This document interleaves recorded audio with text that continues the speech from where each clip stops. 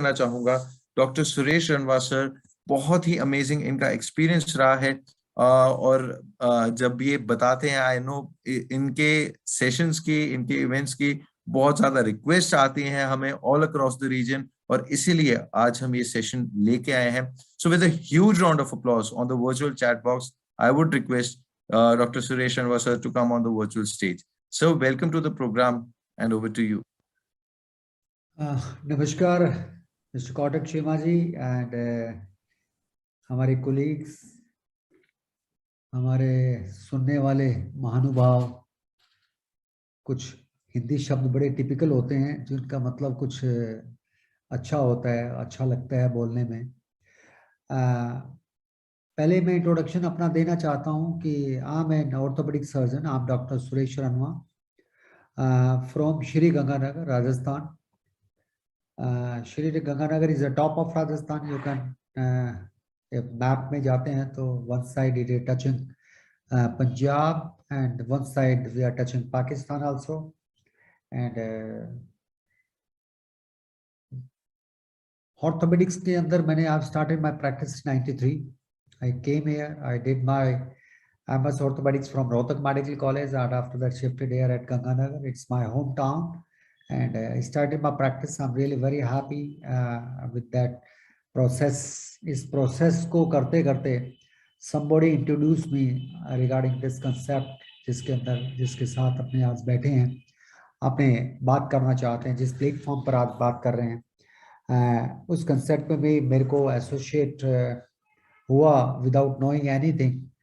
Although I got excited about the whole of the concept, और especially the Nutrilite. दोस्तों, मैं आपको बताना चाहता हूं कि न्यूट्रलाइट जो कंसेप्ट है ये एक बहुत ही इमेजिंग कंसेप्ट है। और अगर आप किसी ने डिस्कवरी चैनल पर क्वेस्ट फॉर द न्यूट्रिशन अगर अभी तक नहीं देखा तो मैं आपको एडवाइस करूंगा कि एटलीस्ट उसको 2, 3, 4, 5 दफा उसको देखें, the quest for the nutrition. ये पूरा प्रोग्राम है, इट इज अराउंड 1.5 आवर्स का प्रोग्राम है ये। इससे माइंड ओपन हुआ मेरा। और अभी आपने थोड़ी सी देर पहले चीमा जी ने जो आपको वीडियो दिखाया है, अगर वीडियो को ध्यान से अगर आपको दोबारा देखने का मौका मिले तो मैं आपको कहूंगा कि आप दोबारा देखिए कि कैसे प्लांट को प्लग किया जा रहा है और प्लांट को मशीनों में डाला जा रहा है और प्लांट के उसके बाद में वो टेबलेट तैयार की जा रही है। दोस्तों, मैं बताना चाहता हूं कि जब आप न्यूट्रलाइट की टेबलेट लेते हैं तो आप एक मान के चलें कि आप टेबलेट नहीं खा रहे, आप गोली नहीं खा रहे, आप प्लांट या पौधा खा रहे हैं। इस सीडी से मैं थैंक करना चाहूंगा कौटक चीमा जी को, जो इन्होंने एक वीडियो शो किया। It's really it's mind blowing होता है कि और अच्छा, हम गोली नहीं खाते, हम प्लांट पौधा खाते हैं। मैं जो यहाँ आपसे डिस्कस करने वाला हूँ लिटिल बिट, जो मेरी ड्यूटी लगाई गई है बोन एंड जॉइंट हेल्थ के बारे में बात करने के लिए, परंतु न्यूट्रलाइट इससे अटैच है, इसलिए मेरे को न्यूट्रलाइट का स्टार्टिंग में कुछ आपको बताना पड़ा मेरे को। And now come to the point, bone and joint health. अगर आप बॉडी का टेक्सचर देखें, अगर बॉडी का, जैसे आप मेरी फोटो देख रहे होंगे, मेरे फोटो के ऊपर एक ब्रेन है, स्कल है, स्कल के अंदर ब्रेन है। अब हम सब लोग सोचते हैं कि ब्रेन इंपॉर्टेंट है। यस, वेरी इंपॉर्टेंट है। आईज इंपॉर्टेंट है, आपका नीचे चले तो आपके पास लंग्स आ जाते हैं, लंग्स इंपॉर्टेंट है। उसके अंदर एक दिल धड़कता है, दिल इंपॉर्टेंट है। उसके नीचे अपना एब्डोमेन आ जाता है, जिसके अंदर गुर्दे हैं, जिसके अंदर आंतें हैं, जिसके पैनक्रियाज है, जिसके अंदर लीवर, जिगर है, सब कुछ सिस्टम है। और उसके नीचे हमारी लेग्स आ जाती हैं। और ये सारा का सारा अगर देखें तो अगर आप इस स्केलेटन को निकाल दो तो मेरे को नहीं लगता कि ब्रेन की कोई वैल्यू है, या लंग्स की और दिल की कोई वैल्यू है, या जिगर की कोई वैल्यू है। इनकी कोई वैल्यू नहीं है। इसका मतलब क्या है कि स्ट्रक्चर क्या है, दैट इज वेरी इंपॉर्टेंट। अगर आप बिल्डिंग की तरफ जाएं, कोई भी बिल्डिंग आप देखें तो बिल्डिंग का पहले जो स्ट्रक्चर है, ढांचा, वो इंपॉर्टेंट है। रेनोवेशन, उसके अंदर कलर, उसके अंदर डिजाइनिंग, उसके अंदर पंखे, एसी, आपके सोफा या जो वाटर किचन एंड आपका बेडरूम, जो बेड, वो जो सजाया जाता है वो बाद में सजाया जाता है, पहले स्ट्रक्चर इज वेरी इंपॉर्टेंट।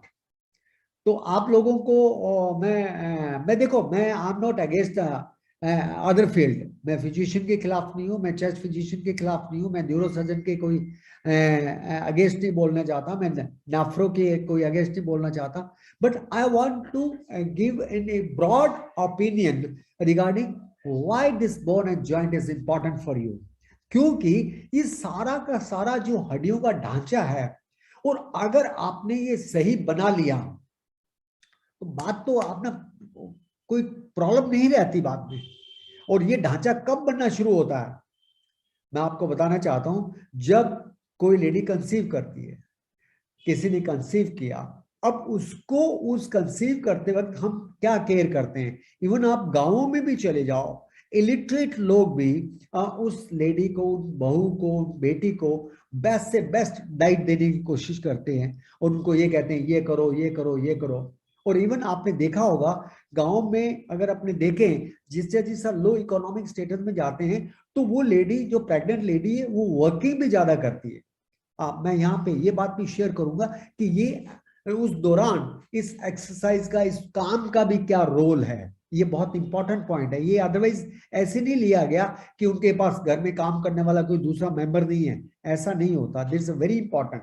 तो वहां पे जो बेबी बन रहा है, वहां पे आपको किस चीज की जरूरत है, वो उसका भी पहले ढांचा बनता है। जब ढांचा बनना शुरू हो जाता है, वो ढांचा कैसे बनता है, अब इसकी तरफ आप देखें, उसके बाद में बेबी डिलीवर होता है, बच्चा बड़ा होता है, बड़ा होते होते वो ग्रो करता है, ग्रो करते करते हम उस हर स्टेप पर अब तो ध्यान देने लगे, पहले शायद हम ध्यान नहीं देते थे। मे बी लिटरेसी इतनी ज्यादा नहीं थी, may be number of family member ज्यादा होते थे, इसलिए पहला हो गया, दूसरा हो गया, तीसरा हो गया, 4 5 6 बच्चे होते थे, तो हम कई बार उतना ध्यान नहीं देते। अब हमारे पास क्या होता है कि पूरी परिवार के अंदर एक बच्चा होता है या 2 बच्चे होते हैं, तो हम उसके छोटी सी बात के लिए थोड़ा सा भी हमें चैलेंज आता है तो हम इमीडिएट डॉक्टर से मिलते हैं। मेरे पास रूटीन के अंदर, ओपीडी के अंदर एक आधा ओपीडी ऐसा ही आता है सिर्फ कि जी हमें डाउट हुआ है कि इसका पैर टेढ़ा है, हमें डाउट हुआ है इसका पैर घुटने में कोई चैलेंज है, तो कहने मतलब people are becoming more conscious. क्यों? क्योंकि वो ढांचा तैयार हो रहा है।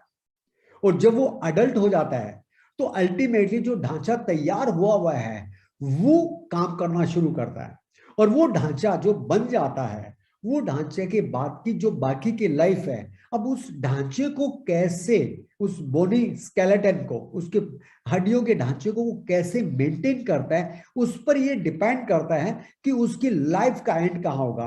क्या वो 60 का जाएगा, क्या वो 70 के डिप करेगा, या वो 80 90 एंड 100 ईयर्स तक अपने आप को मूव करेगा, कैरी ऑन कैरी फॉरवर्ड करेगा। मैं आपको बड़ा क्लियर बताना चाहता हूं, this bone and skeleton and joint इतना ज्यादा इंपॉर्टेंट है। अगर कोई कहे कि I want to live for 100 years active life, तो इसका मतलब ये है कि वो अपने इस स्केलेटन ढांचे को कितना संभाल के रखा हुआ है, और उसके बारे में वो कितना सचेत है।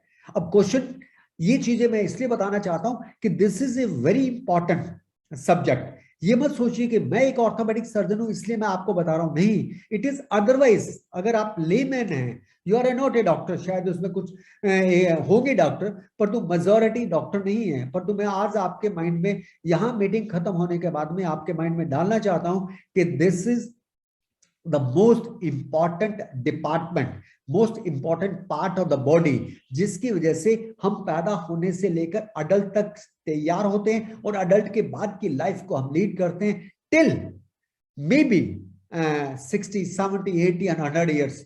तो अब यहाँ पे क्या क्या चैलेंज क्या आता है, मैं यहाँ पे ज्यादा आपको डेप्थ में तो नहीं बताऊंगा, या मैं शायद इस प्लेटफॉर्म पर बता भी नहीं सकता, पर तुम्हें ग्रॉस चीजें मैं आपसे शेयर करना चाहता हूं कि बच्चों में क्या चैलेंज आता है, आपके अडल्ट में क्या चैलेंज आता है, वुमेन्स के अंदर क्या, अपने ओल्ड एज के अंदर हमारे क्या चैलेंजेस आते हैं। बच्चों के अंदर अगर आप देखा जाए, तो मैं सभी को कहूंगा, रादर आप जब भी किसी अपने फैमिली को, फ्रेंड को मिलते हैं, आपको कभी छोटा बेबी आपका दिखाई देता है, अगर वो चलने वाला शुरू होता है, चाहे वो 6 महीने का है, और आपको लगता है कि उसकी वॉक है, उसकी जो वॉकिंग स्टाइल है वो थोड़ा सा आपको कंफर्टेबल नहीं है, आपको इतना ही लगेगा यार कुछ चेंज है, कुछ अबनॉर्मेलिटी है, कुछ टांगों का शेप थोड़ा सा दिक्कत है। स्पेशली विंटर में नहीं पता लगता, क्योंकि मदर बेबी को काफी क्लोथिंग कर देती है, तो उसमें नहीं पता लगता। स्पेशली समर के अंदर जब वो शॉर्ट क्लोथ पहनती है तो आपको पता लग जाता है। तो आप इमीडिएटली उसके मदर को कहो कि हमें कुछ चैलेंज लग रहा है, तो आप एक बार डॉक्टर को दिखा लें, दैट्स ऑल, सिंपल। इसी बात के लिए मैं इसलिए बताना चाहता हूँ, मेरे पास जो इस तरह की ओपीडी आती है वो इसलिए आती है कि जी हमारे पड़ोस में या मेरी बुआ ने या मेरी चाची ने कहा था कि आपके बच्चे के टांगों में थोड़ा दिक्कत है, हमें तो नहीं लगा, क्योंकि वो रोज उनको देखते हैं तो उनको नहीं लगता, दूसरों को लगता है, फिर वो मेरे पास आते हैं, तब डेफिनेटली मैं एक्सरे या हमें उसके करवाने पड़ते हैं, तब हमें पता लगता है क्या कमी है। और बताना चाहता हूँ मेजोरिटी के अंदर कमी आती है विटामिन डी की और कैल्शियम की। अल्टीमेटली इसको हम रिकेट्स कहते हैं। और उस वक्त फिर हमें पता लगता है कि ये रिस्ट ज्वाइंट है, ये स्वलन होता है, घुटनों में चेंज आया होता है, एंकल में चेंज आया होता है, और जब एक्सरे करते हैं तो इमीडिएटली ग्रॉस। तो फिर केवल हमें कहना पड़ता है कि आपने बहुत लेट इसको अंडरस्टैंड किया है, पर तो अभी भी कुछ नहीं बिगड़ा, आप टाइमली आगे हैं, तब हमें कुछ उसको सप्लीमेंट या जो भी है वो उसका मैनेजमेंट करना पड़ता है। रिकेट्स वर्ड एक आम आदमी का शब्द बन चुका है। एक मान के चलो कि ये एक ओटीसी प्रोडक्ट हो गया है या आउटडोर प्रोडक्ट हो गया, ऐसा नहीं है कि आप ये एक वो साइंस का शब्द नहीं रहा है रिकेट्स का। तो ये शब्द सिंपल, आपका एक सिंपल वर्ड है, मैं आपको बताना चाहता हूँ, आपको इस बारे में पता होना चाहिए। रिकेट्स में क्या होता है, विटामिन डी कमी हो जाती है, क्यों, विटामिन डी के लिए बच्चे एक्सपोज नहीं होते, और मदर उसको अपना मदर फीड पर डिपेंड करती है, एक्स्ट्रा कुछ मिलता नहीं, विटामिन डी के सप्लीमेंट मिलते नहीं, तो उसकी वजह से क्या होता है, जो कैल्शियम अवेलेबल है वो कैल्शियम डीफॉर्म होता है, मतलब अवेलेबल है सब कुछ, विटामिन डी उसको मैनेज नहीं कर पाता, उसकी स्ट्रक्चर जो डेवलपमेंट है, डेवलपमेंट डिस्टर्ब हो जाती है, इसके लिए इसको रिकेट्स कहते हैं। और जैसे जैसे वो बच्चा बड़ा हो जाता है उसको हम ऑस्टियोमलेशिया में कन्वर्ट कर देते हैं, मतलब विटामिन डी की कमी से पहले बच्चे में रिकेट्स होता है, फिर ऑस्टियोमलेशिया कहलाता है। तो ये दोनों शब्द आप ये मान के चलो कि बच्चों के प्लेटफॉर्म पे आपको पता होना चाहिए। जहां तक कि इसका मैनेजमेंट की बात है, वो मैं आपसे सभी पॉइंट्स को एक एक करके मैं आपसे बाद में शेयर कर लूंगा। अब बात आती है अडल्ट की। मैं आपको बताना चाहता हूं कि जैसे बच्चा बड़ा होता है, स्केलेटन बड़ा हो रहा है, आप ये मान के चलो ये हड्डियां बड़ी हो रही हैं, और 21 साल तक बच्चे और स्पेशली गर्ल्स 18 साल तक हमारी एक हाइट अचीव कर लेती है। हाइट अचीव करना, केवल बहुत सारे लोग आपको कहते होंगे कि जी हम बच्चे की हाइट छोटी है, हम बढ़ाना चाहते हैं, बच्चा हमारा छोटा है, तो आपको ज्यादा उस पर स्ट्रेस करने, ज्यादा मेनली तो जेनेटिक फैक्टर पर, ग्रोथ हार्मोन पर फर्क पड़ता है। आप उनसे पूछें कि इसके पापा की हाइट क्या है और इसके मदर की हाइट क्या है, पापा और मदर की हाइट से आप कंक्लूड कर सकते हैं कि इसकी हाइट एक्चुअल में कितनी होगी। पर तो फिर भी आप उसको कह सकते हैं कि अगर बच्चे की डाइट अच्छी है, और आप अगर उसको बच्चे को डाइट अच्छी दे रहे हैं, may be in the form of the protein, may be form of the calcium, may be form of vitamin D, या ये चीजें अगर आप उसको प्रॉपर दे रहे हैं और उसकी प्रॉपर हेल्थ मेंटेन हो रही है, तो मुझे उम्मीद है कि वो हाइट एटलीस्ट डेफिसिट की वजह से कम नहीं होगी, ग्रोथ हार्मोन की वजह से कम हो सकती है। प्रोटीन की मात्रा डेफिनेटली उसको चाहिए उसको, और वो आप बेझिझक आप उसको एडवाइस कर सकते हैं कि अगर वो डाइट अच्छी लेता है तो भी उसके साथ चाहिएगा, वो मैं आपसे डाइट के बारे में शेयर कर लूंगा। और अडल्ट में क्या होता है कि देखा ये क्या है कि 30 साल की उम्र तक एक हड्डियों का एक कैल्शियम डिपॉजिट हो जाता है, मैक्सिमम जितना होना है, इसको कहते हैं बोन बैंक। मैंने पिछली टॉक के अंदर भी काफी बोन बैंक के बारे में बातें की थी, और बीइंग एन ऑर्थोपेडिक्स मैं बोन बैंक में विश्वास करता हूं। शायद मैं आपका जो पैसे वाला बैंक है शायद उसमें ज्यादा मैं विश्वास नहीं करता, क्योंकि मेरा सब्जेक्ट बोन बैंक का है। दोस्तों, अगर आपने अपने बोन बैंक को स्ट्रॉन्ग कर लिया 30 साल तक, तो क्या होता है कि इसका मतलब आपके पास बैंक बढ़ा है। होता क्या है कि बॉडी क्या करती है, मैं आपको बताऊं, बॉडी एक चीज को डिस्ट्रक्ट भी करती है फिर रिपेयर करती है, या एक चीज को अब्जॉर्व करती है और उसका प्रोडक्शन करती है, बॉडी करती है, अपने आप मैनेज करती है। तो 30 साल की उम्र तक जो अब्जॉर्प्शन होना है या जो कैल्शियम खत्म होना है, जो खत्म होना है वो कैल्शियम तो एक स्पीड से खत्म होता है, बट बनने वाली एक्टिविटी ज्यादा होती है, इसलिए हमारा डिपॉजिट ज्यादा होता है, वो 30 साल तक चलता है। 30 साल के बाद में कैल्शियम निकलना ज्यादा शुरू हो जाता है, डिपॉजिट होना कम शुरू हो जाता है। इसका मतलब अगर आपका बैंक स्ट्रॉन्ग है तो आप अल्टीमेटली धीरे धीरे धीरे धीरे 70, 80, 90 साल तक जाएंगे, तो आपके पास बोन बैंक स्ट्रॉन्ग है, तो आपकी हड्डियां कमजोर नहीं होंगी। It is a surety about it कि अगर आपने बोन बैंक की तरफ ध्यान दे दिया। इसलिए अडल्ट के बारे में, कैल्शियम के बारे में उसका ध्यान रखना बहुत जरूरी है। आप उसको अदर वे मत लो, ऐसे नहीं है कि ये तो है, अडल्ट है, बच्चा है, खेलता है, कूदता है, ठीक है, वो हो रहा है, पर तो हमने एक स्पेसिफिक उसके लिए भी ध्यान देना है, इसके अडल्ट के लिए, ताकि हमारा जो बोन बैंक है वो स्ट्रॉन्ग हो जाए, ताकि वो हमारे को लेटर लाइफ में, जो कि एक ऑटोनॉमिक प्रोसेस है, बॉडी का प्रोसेस है।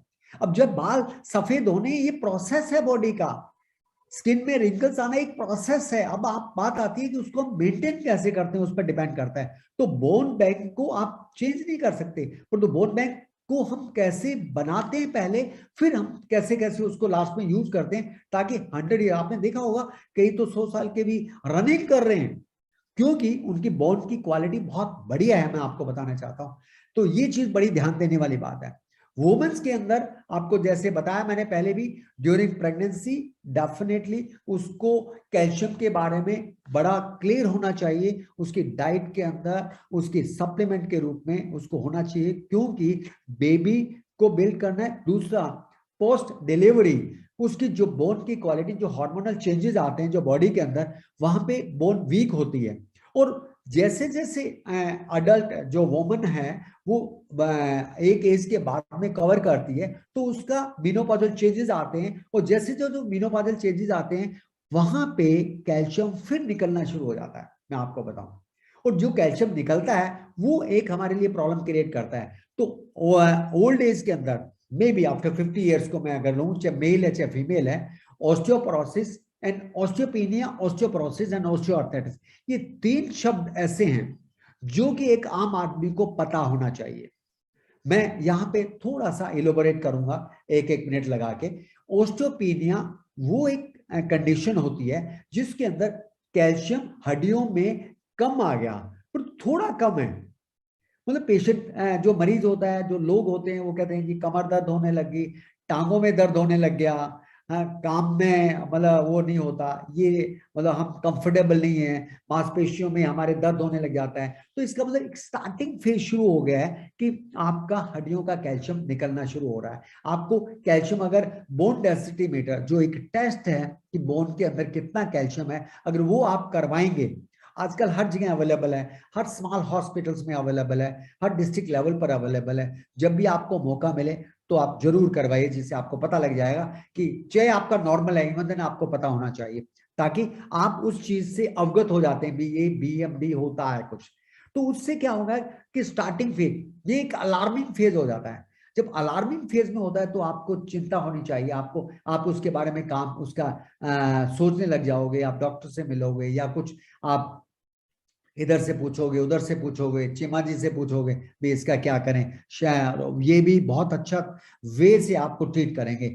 ओस्टियोपेनिया जो है वो थोड़ा सा एडवांस स्टेज हो जाती है।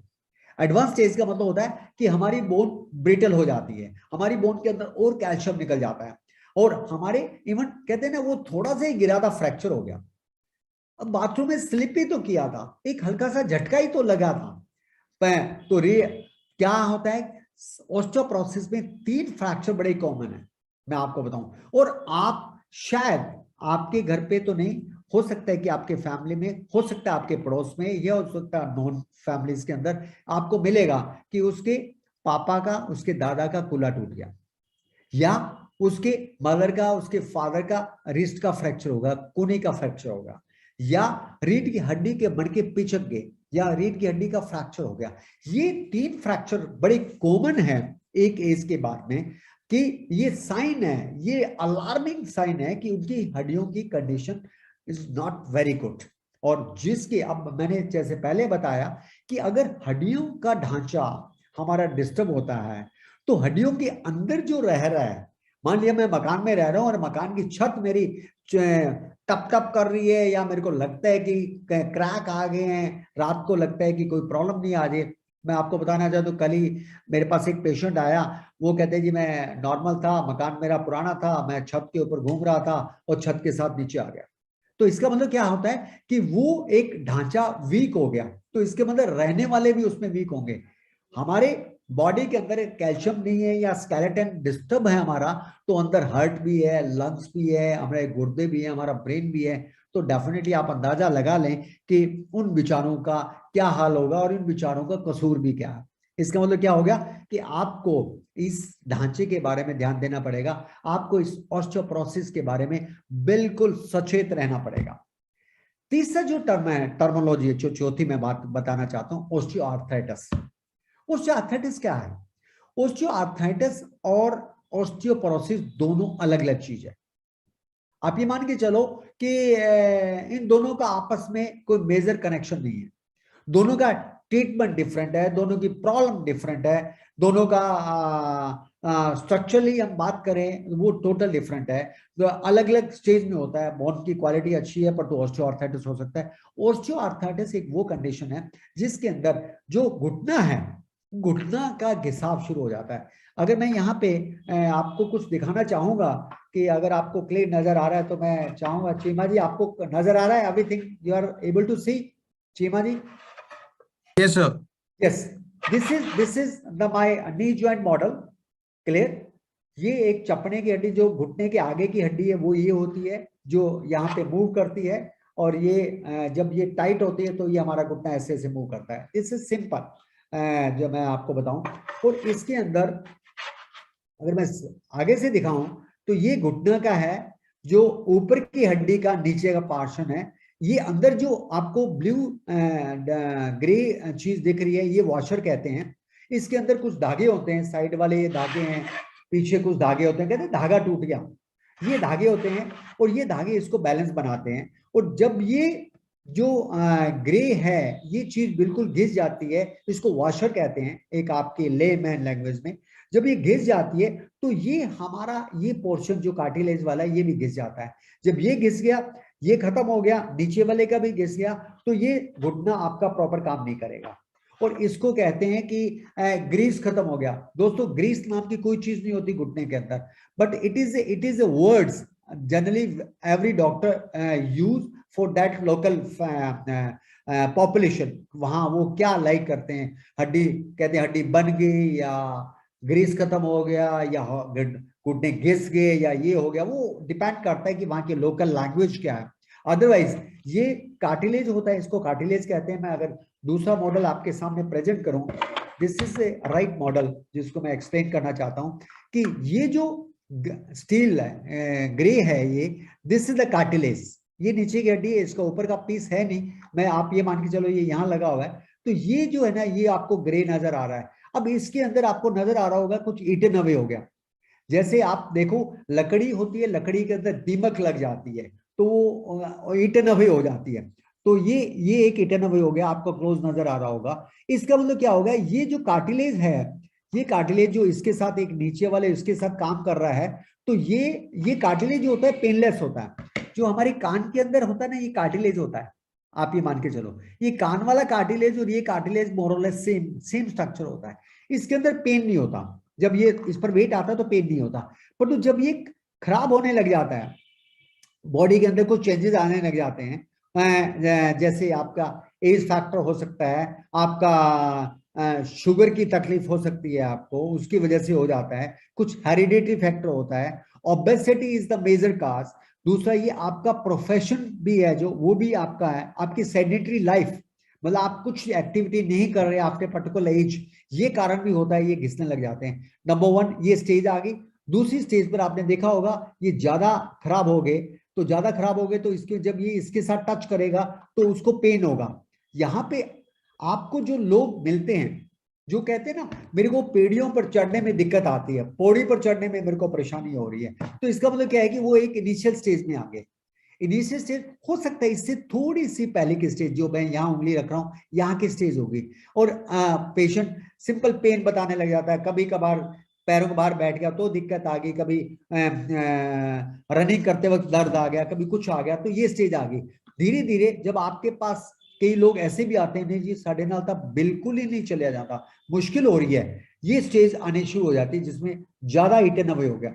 और ये स्टेज में तो आप देख रहे हो कि पूरी दीमक लग गई है। इसका मतलब क्या है कि ये जो बोन है, ये बोन का कलर यहाँ पे आपको ऑब्वियस नजर आने लग गया। तो इसका मतलब यहाँ पे जो इसकी कार्टिलेज की गद्दी बनी हुई है बिल्कुल अबॉलिश होगी, बिल्कुल खत्म होगी। अब ये हड्डी इस हड्डी के साथ टक्कर ले रही है, दिस इज नोन एज, ये स्टेज वो आती है जिसमें डॉक्टर आपको कहता है गोडा नवा पवा लो, गोडे नवे पवाने पहन गए हैं, तो ये स्टेज आती है। पर तो मैं इस स्टेज की बात नहीं करना चाहता, इस स्टेज में तो देखो आपको ऑपरेट कराना ही पड़ेगा।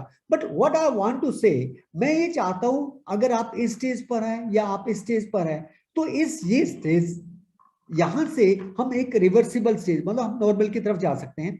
यहां पे हम नॉर्मल नहीं जा सकते, पर तो यहां से यहां आने में अगर लंबा टाइम ले लिया तो हमारा घुटना बदलने की सिचुएशन चेंज हो सकती है। इसको ऑस्टियोआर्थराइटिस कहते हैं। ये चीजें मैं मॉडल लेके इसलिए आया हूं ताकि आपको ये आइडिया लग जाए कि what is osteoporosis and what is osteoarthritis. ये चीजें डॉक्टरी के लिए लेमैन को पता होना चाहिए। जब आप लोगों को पता होगा तो आप एक, ये चीज वो है जिसके अंदर आप किसी का भी आप गाइड कर सकते हो। नहीं जी आपके घुटनों में दर्द हो रहा है, आपको पौड़ियों चढ़ने में दिक्कत आ रही है, पैरों बाहर बैठने, जी आप ये इसका करो, आप ये चीज करो, ये चीज करो। क्लियर? तो यहाँ पे मैं कुछ सिंपल से आपको मेजरमेंट, आपके इसका मैनेजमेंट शेयर करना चाहता हूं जिससे आप आराम से उसको टैकल कर सकते हैं। अब बात आती है कि अगर मैं आपको ये सारा मैनेजमेंट कर दिया तो हमारे ऑर्थोपेडिशियन के पास पेशेंट कम हो जाएंगे, इसमें कोई शक नहीं है, हमारे पास कम होंगे। पर तो हम ये चाहते हैं कि हमारे पास पेशेंट ना आए। मैं हमेशा मेरे पेशेंट को कहता हूं कि अगर आप सेकंड टाइम मेरे पास आ रहे हो तो ये मेरे लिए चैलेंज है, ये मेडिकल फैटर्निटी को चैलेंज है। हम चाहते हैं कि जो काम एक आम आदमी कर सकता है और वो पर्सन बीमार ना पड़े, this is the real medical field, this is the real medical field. अगर आपने कहा जाए कि एक न्यूट्राइट जिसकी बात कर रहे हैं चीमा जी, और जिस प्लेटफॉर्म पर आप काम कर रहे हो, ये एक वो प्लेटफॉर्म है जिसमें इस you are replacing a doctor, you are going to replace the medical field। आप ये अंदाजा लगाओ, आप सभी लोग अगर मेडिकल हेल्थ पर काम करने लगे तो आप देखो कि सोसाइटी की हेल्थ सेटअप कितना बढ़िया होगा। आप अंदाजा लगाओ कि कितने लोगों के वर्किंग आवर्स नहीं खराब होंगे। आप अंदाजा लगाओ कितने लोग ये कहेंगे यार हम तो कभी डॉक्टर के पास ही नहीं गए, हमारे तो घुटनों में कभी दर्द ही नहीं हुआ। तो आप इमेजिन करो कि वहां पे प्रोडक्टिविटी कितनी रहेगी। वहां पे अगर उसका स्केलेटन ठीक हो गया तो वो आदमी कहेगा यार आई एम 100 ईयर्स, मेरा चेस्ट ठीक है, मेरी लंग्स में कोई प्रॉब्लम नहीं है, मेरे हार्ट में कभी प्रॉब्लम नहीं आई, क्योंकि उसका ढांचा अच्छा काम कर रहा है, he is doing all the activities. दोस्तों मैं आपको बताना चाहता हूं कि आपके कंधों पर मेरे से ज्यादा भार है अब आज के बाद। अभी तक ये responsibility me means a doctor community, मैं अकेला अपने आप में कुछ नहीं हूं, मैं एक डॉक्टर कम्युनिटी को इस वक्त रिप्रेजेंट कर रहा हूं। मैं ये चाहता हूं कि ये चीजें आप अपने आप को ले लो। आप अपने आप पर अगर ये चीजें ले लेते हैं तो आप बताओ कि कितने आप डॉक्टर्स और पब्लिक का जो रेशियो है वो बहुत कम है। जितने डॉक्टर होने चाहिए उतने डॉक्टर नहीं है, बट वो एकदम मेडिकल कॉलेज और एकदम डॉक्टर तो नहीं आ सकते। और डॉक्टर क्या करता है, डॉक्टर हमेशा बीमार आदमी को ठीक करता है, और आप लोग वो रिस्पॉन्सिबिलिटी ले रहे हैं कि आप लोगों को बीमारी नहीं होने देंगे। तो ये जो चीज है लोगों को बीमारी नहीं होने देना, this is the biggest work जो आपके कंधों पर आज आ गए। हाँ पूरी मेरे को ये लगता है कि अगर आप इस स्ट्रक्चर को, आज की टॉक को अगर आप अंडरस्टैंड कर लेते हैं तो मेरे को जो डॉक्टर की ओपीडी के अंदर, स्पेशली ऑर्थोपेडिशियन की ओपीडी के अंदर, डेफिनेटली आप 50% की स्ट्रेंथ को कम कर सकते हैं।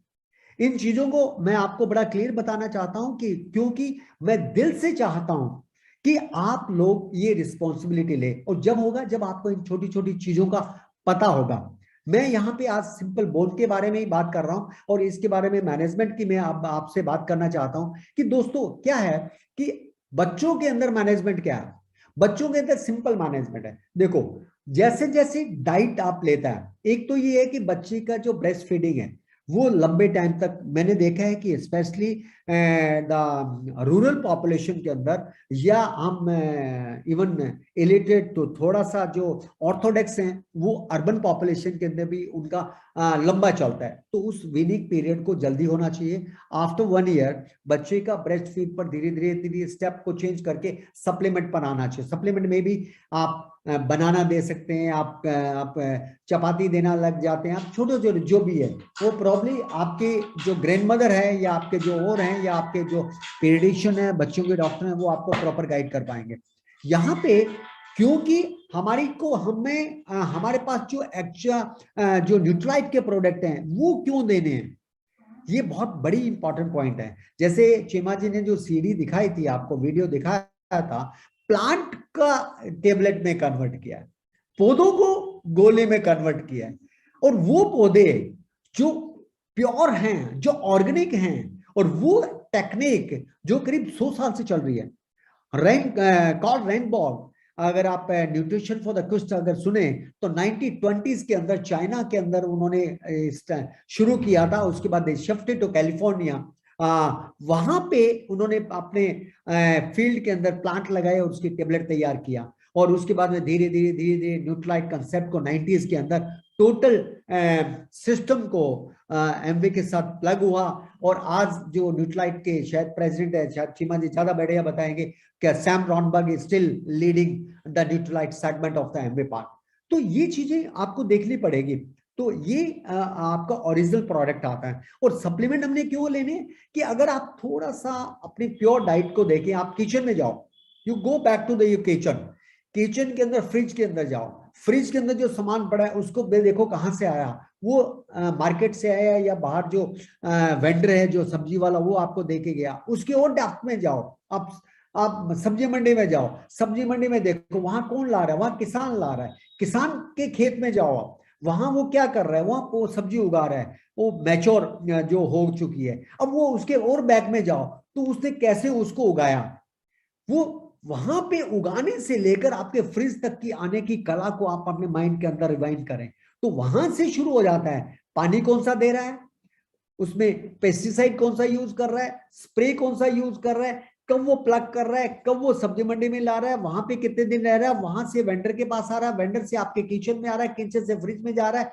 फिर आपकी वाइफ या आपका सर्वेंट या कोई भी है उसको तैयार करके उसको कैसे उबाला जा रहा है या कैसे उसको प्रिपेयर किया जा रहा है, फिर आपकी टेबल पर आ रहा है। टेबल पर आने के बाद में जो चीज बच गई उसको फ्रिज में जा रहा है, फिर दूसरे दिन उसको गर्म करके आपके पास लाया जा रहा है। इस पूरे प्रोसेस के अंदर बहुत बड़े क्वेश्चन मार्क है। क्या आपका मकसद पूरा होता है वो सब्जी लेने से? क्या आपका मकसद पूरा हो रहा है, आपके पास न्यूट्रिएंट्स आ रहे हैं? क्या आपका पूरा मकसद हो रहा है कि आपको सारी चीजें मिल रही है? Answer is no. Even best से बेस्ट डाइट अगर काउंट करें उसके अंदर भी डेफिसिट है, उसके अंदर भी फाइटोन्यूट्रिएंट्स के डेफिसिट है, उसके अंदर न्यूट्रिएंट्स खत्म हो चुके हैं। तो इसलिए हमारे को ये न्यूट्राइट लेने पड़ेंगे। बच्चों को आप देना शुरू कर दें। आप अपने सिस्टम से बात करके आप देखें कि मेरे को बच्चे को 4 साल का बच्चा हो चुका है, हमने इसको क्या देना है, कौन सा हमने प्रोटीन देना है, कौन सा हमने कैल्शियम देना है, क्या हमने आयरन देना है, ये सारी चीज आप एनालाइज करें। तो उस कंडीशन में क्या होगा कि आपके साथ जो रिकेट्स और जो ऑस्टियोमलेशिया की है वो प्रॉब्लम सोल्व हो जाएगी। दूसरा, मैं आपको एडवाइस करना चाहता हूं, बच्चे को मोबाइल या ये डिजिटल गैजेट्स इससे आप दूर रखना शुरू करें। हो ये रहा है, जो हमारे पास पेशेंट आ रहे हैं वो क्या आ रहे हैं कि बेबी जो बच्चा बड़ा हो रहा है उसकी सारी एक्टिविटी मोबाइल पर रह रही है, उसकी सारी एक्टिविटी लैपटॉप पर रह रही है, उसकी सारी एक्टिविटी टीवी के आगे बैठी है। वो जो एक्सरसाइज पीरियड है, जो बड़ा इंपॉर्टेंट पीरियड है, जब उसने बोन बैंक को बिल्ड करना था, उस पीरियड के अंदर he is playing with the mobile, he is playing with the laptop, he is sitting in front of the TV, तो उसका सारा बोन बैंक जितना आना चाहिए उतना नहीं आता। क्यों? कि एक्सरसाइज की वजह से बोन की क्वालिटी इंप्रूव होती है, ये चीज क्लियर होनी चाहिए। और एक्सरसाइज का कोई रिप्लेसमेंट नहीं है, एक्सरसाइज का कोई सप्लीमेंट नहीं है कि हम ये गोली खा लेंगे हम एक्सरसाइज नहीं करेंगे, ऐसा कोई सप्लीमेंट नहीं है। Please be assure about it. Number 2, women के अंदर भी मैंने आपको बताया, स्पेशली इन प्रेगनेंसी के अंदर भी रूरल वुमेन्स काम करती है और उनको बहुत कम प्रॉब्लम आती है। अर्बन के अंदर हम उसको प्यार से रखने लग जाते हैं, उसकी एक्टिविटी को कम कर देते हैं। यहाँ पे कैल्शियम की चैलेंज आ जाता है हमारे को, तो वहां पर भी हमें को चैलेंज आ रहा है। तो यहाँ पे नंबर 2, एक तो वो एक्सरसाइज का कोई रिप्लेसमेंट नहीं है। इवन ओल्ड एज के अंदर भी अगर बात करें तो ओल्ड एज के अंदर अगर आप एक्सरसाइज का रिजीम को चालू रखते हैं तो आपके चांसेस ऑफ फ्रैक्चर बहुत कम होते हैं, क्योंकि ऑस्टियोपोरोसिस के चांसेस कम हो जाते हैं। इसलिए आपने देखा होगा कि जो आदमी एक्टिविटी करता है आखिर तक, वो उनकी बोन की क्वालिटी ठीक है, फ्रैक्चर हो जाता है, एक्सटेंड हो गया, बट हम कई बार कहते हैं is a man of 85 with good quality bone mass. हम उनसे प्राउड फील करते हैं, फिर बाद में पता लगता है is very hard worker, very energetic field worker, ये करता है वो करता है। तो वो बात मैं आपको बताना चाहता हूं, आप अपने बुजुर्ग माँ बाप को, बुजुर्ग दादा दादी को प्लीज बेड पर खाना मत दो। ऐसा नहीं है कि हम सेवा कर रहे हैं, ठीक है, आप एक केयरिंग बच्चे हैं, आप अच्छे बच्चे हैं, पर तो अगर आप उनको अपने पर डिपेंडेंट बना रहे हो तो आप उनको अपाहिज कर रहे हो। मैं तो कई बार ओल्ड पर्सन को, स्पेशली लेडीज को कहता हूँ, माता जी करे काम करया करो। वो कहते काम, आजकल काम आपको पता ही है कि काम की शॉर्टेज कम हो गया है, क्योंकि मेंबर ज्यादा आ गए और काम की एक्टिविटी कम होगी। मैं कहनी अरे काम घर का खत्म हो जाए तो पड़ोसियों को करना शुरू कर दो, because we are interested in work, I am interested in the physical activities. और फिजिकल एक्टिविटीज ओल्ड लेडी कोई जिम में जाके कुछ करने वाले नहीं है, वेट उठाने वाले नहीं है, या कोई ग्राउंड में कबड्डी नहीं खेलने वाले, उसकी जो नॉर्मल एक्टिविटी है वही हमने डिस्टर्ब कर दी कि लोकी की कहेंगे साड़ी दादी काम कर दी है, लाइक दैट। ऐसा नहीं करना आपने, उसको फ्री रखो, आपको करने दो उसको, ताकि उसकी एक्टिविटी रहे एक। इसलिए एक्सरसाइज का कोई रिप्लेसमेंट नहीं है। नाउ कम्स कि जैसे जैसे आपकी पहले आपकी वो डाइट जो मैंने बताई आपको किचन में डेफिसिट है, उसको सप्लीमेंट करना पड़ेगा। और जैसे जैसे आप ओल्ड एज हो जाते हैं तो आपके अदरवाइज भी डाइट शेड्यूल कम हो जाता है। मान लिया आपने कुछ गलत खा भी लिया, पर तो उसमें अच्छी चीज भी कम होगी, वो धीरे धीरे कम होती जाती है। यहां पर भी आपको सप्लीमेंट करना पड़ेगा डाइट के, आपको उसमें कैल्शियम देना पड़ेगा, आपको विटामिन सी देना पड़ेगा। Vitamin C is a very very good, very good. मैं आपको बताना चाहता हूं कि it is ultimate product of the Nutrilite, कि जो हमारी बॉडी के लिए, हमारे कोलेजन फाइबर्स बनाने के लिए काम करता है, चाहे बोन है, चाहे ब्लड है, चाहे हेयर है, चाहे कुछ भी है, चाहे हमारा ऑटोइम्यून सिस्टम है। It is the ultimate product. Calcium is definitely an ultimate product. और दूसरा, जहां तक कि आज की, जैसे चीमा जी ने कहा कि ऑफर चल रही है, दोस्तों मैं उस ऑफर के बारे में ज्यादा एक्सप्लेन नहीं करूंगा, पर तो मैं आपको एक्सप्लेन करना चाहता हूं कि इस ऑस्टियोआर्थराइटिस का ट्रीटमेंट क्या है। ऑस्टियोआर्थराइटिस का ट्रीटमेंट एक ही है कि घुटना खराब होने तक वेट करो और घुटना चेंज करवा लो। अब क्वेश्चन आता है, क्या everybody is ready for that? No. क्या घुटना बदलवाने के बाद में वो कंफर्टेबल लाइफ लीड करेगा? Answer is no. उसके वर्किंग आवर्स हैम्पर नहीं होंगे, उसके फैमिली डिस्टर्ब होगी। तो अब इसका क्या करें? मैं ये चाहता हूं कि इस स्टेज पर ना जाया जाए। इसमें मैं आप लोगों की मदद चाहता हूं। बीइंग ए डॉक्टर, मैं आपसे रिक्वेस्ट कर रहा हूं कि मेरे को आपकी मदद चाहिए। सोसाइटी के अंदर आप लोग जब ये जुम्मा ले लेंगे कि डॉक्टर साहब हम गारंटी करते हैं कि हम डेफिनेटली साल के कम से कम 100 मरीजों को इस स्टेज तक नहीं जाने देंगे। आप अंदाजा लगाओ, 100 मरीज का अगर घुटना नहीं बदला गया आपकी वजह से, कितना बड़ा चैरिटी होगा, कितना बड़ा बेनिफिट होगा। अब हो क्या, इस स्टेज को पहचान लो।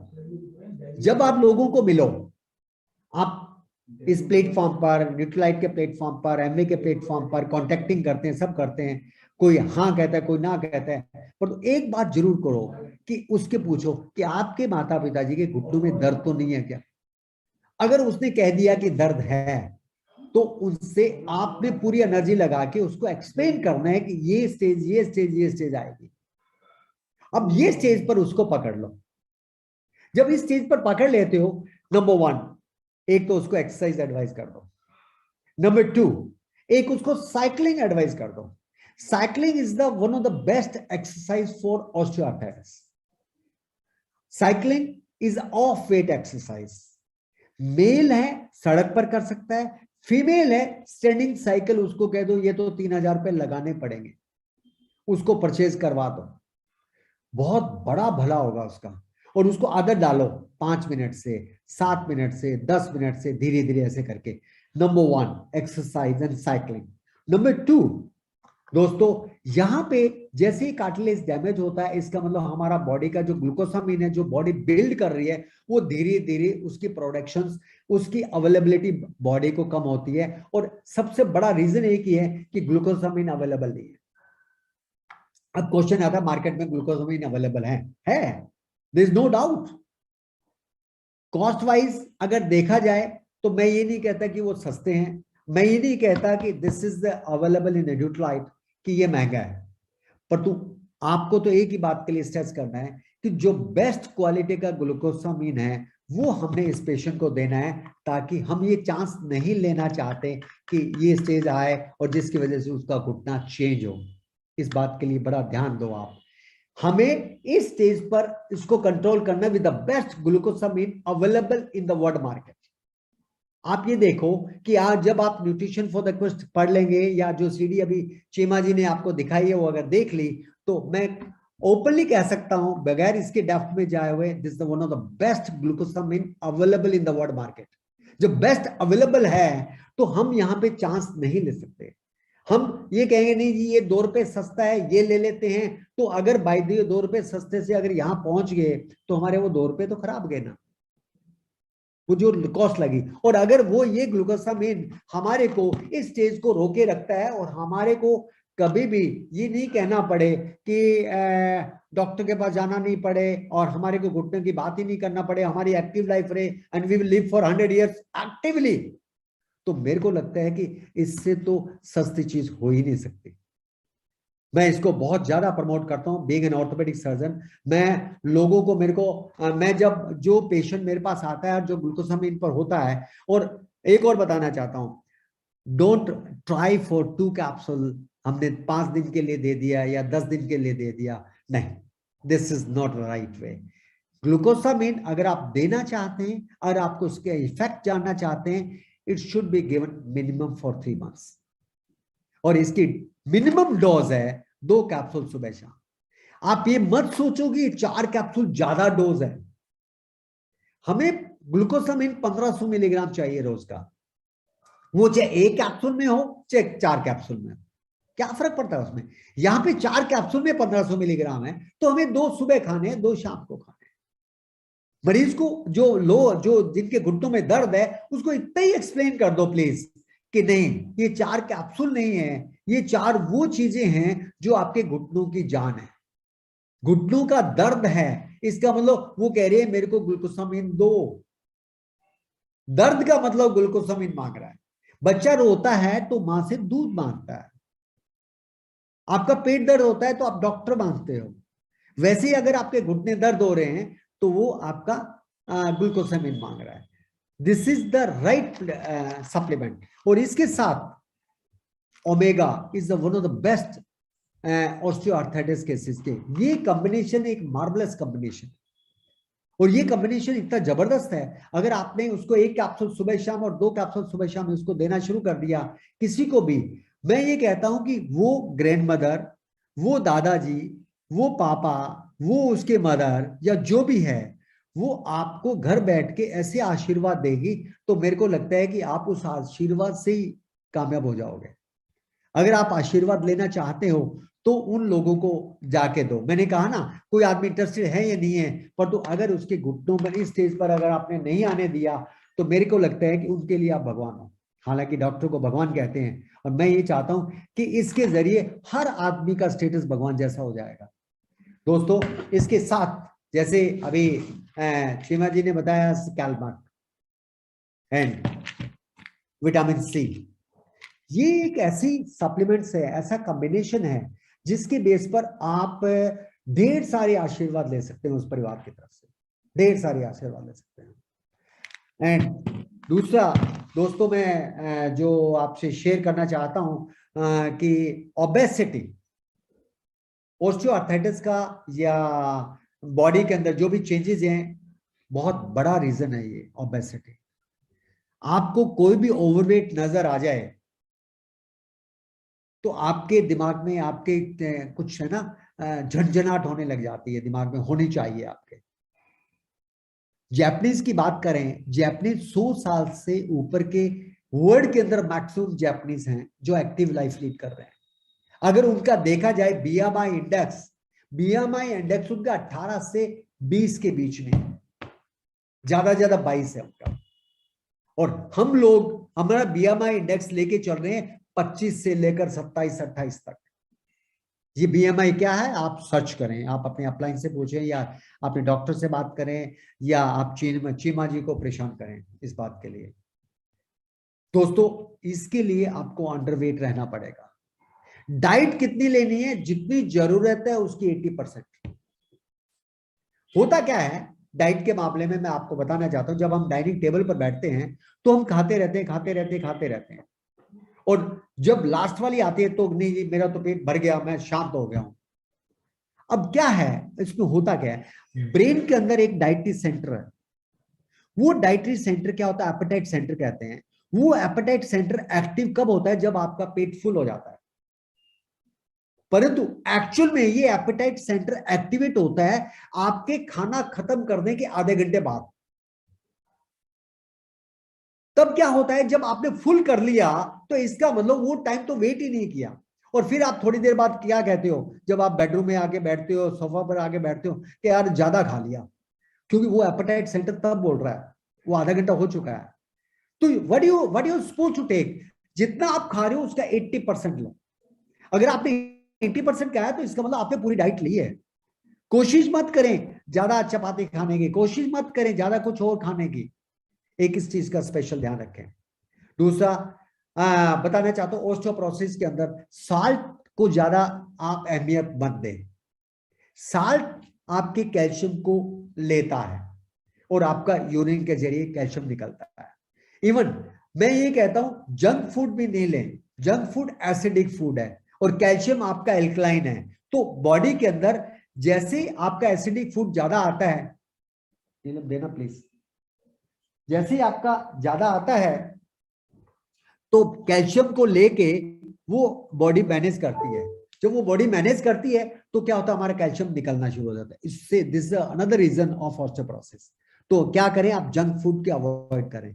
तीसरा, कोको कोला हुआ, आपका सॉफ्ट ड्रिंक हुआ, इनका बहुत ज्यादा एसिडिक है। अब इस एसिडिक को कवर करने के लिए फिर आपको एल्कलाइन चाहिए, एंड कैल्शियम इज एल्कलाइन, फिर वो उसके साथ वो मिक्स होता है। तो यहां पे भी आपको चैलेंज आता है। तो मैं चाहता हूं कि इसको भी आप ऑफ करें। रादर अगर ऑफ नहीं कर सकते तो थोड़ी क्वांटिटी लें। वैसे आजकल तो रिवाज हो चुका है कि जी हमने कोक नहीं लेना, हमने ये नहीं लेना, वो नहीं लेना, पर तो अभी भी कुछ जगह ऐसी है कि जिसमें यूज किया जाता है, स्पेशली बच्चों में काफी यूज होता है। आपने देखा होगा बच्चों के अंदर जो ज्यादा लेते हैं उनके दांत खराब हो जाते हैं, क्योंकि कैल्शियम का सारा सीधा संबंध दांतों के साथ है। तो ये चीजें बहुत ज्यादा इंपॉर्टेंट है, मैं आपको बताना चाहता हूं। इवन और last but not list, alcohol को जितना ऑफ कर सकते हो आप। हालांकि जो अल्कोहल लेते हैं उनको शायद ये चीज अच्छी नहीं लग रही होगी, परंतु मैं चाहता हूं कि अल्कोहल का एक छोटा सा पैक ले, उसको 2 घंटे तक एंजॉय करें। अगर आप छोटे से पैक को 2 घंटे तक एंजॉय करते हैं तो आपके बॉडी को डैमेज नहीं होता। मैं बंद करने के लिए तो नहीं कह रहा, पर तो मैं एक्सेस के लिए आपको अवॉइड करना चाहता हूं, क्योंकि इससे आपको ऑस्टियोपोरोसिस और वो बहुत ज्यादा चैलेंज आते हैं बेसिकली। और दूसरा आई थिंक